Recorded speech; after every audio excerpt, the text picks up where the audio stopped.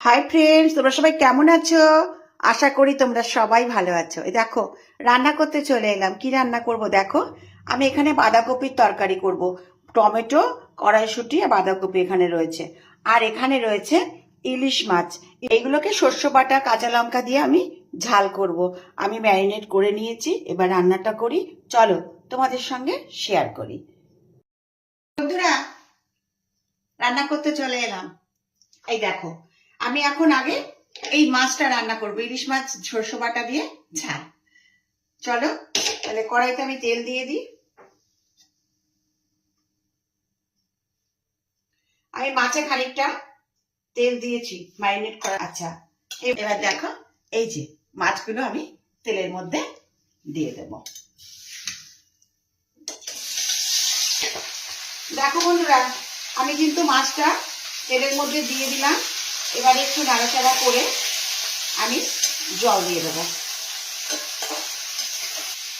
দেখো, এর মধ্যে আমি একটু জল দিয়ে দিই, বেশি জল দেবো না। দেখো বন্ধুরা, আমার রান্নাটা কিন্তু হয়ে গেছে। সরষে বাটা দিয়ে ইলিশ মাছের ঝাল। দেখো, এবারে আমি এটাকে সার্ভ করে দেব।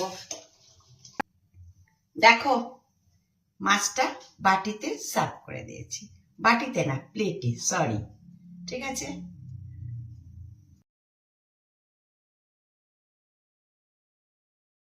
বন্ধুরা দেখো, বাঁধাকপি করছি। বাঁধাকপিটা এই দেখো, বাঁধাকপি, কড়াইশুঁটি আর এর মশলাটাকে আমি কষিয়ে নিলাম। কি কি দিয়েছি তোমাদের বলছি। দেখো, এর মধ্যে বাঁধাকপিটা আমি দিয়ে দেবো। দেখো বন্ধুরা, বাঁধাকপিটা আমি দিয়ে দিয়েছি মশলার মধ্যে। মশলাটা কষানো হয়ে গেছিল। হ্যাঁ, আর মশলাটার মধ্যে আমি কি কি দিয়েছি তোমাদের বলছি। দেখো, আমি প্রথমে গোটা জিরে আর তেজপাতা ফোড়ন দিয়েছি তেলের মধ্যে। তারপর টমেটোটা ভেজে নিয়েছি। তারপরে আমি তার মধ্যে দিয়েছি আদা বাটা, সেটাও ভালো করে কষিয়ে নিলাম।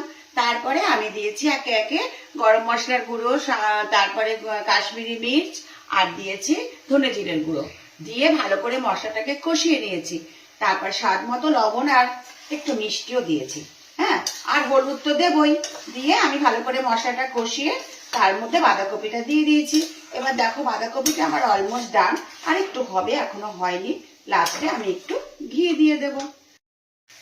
দেখো, আমার নিরামিষ বাঁধাকপি হয়ে গেছে।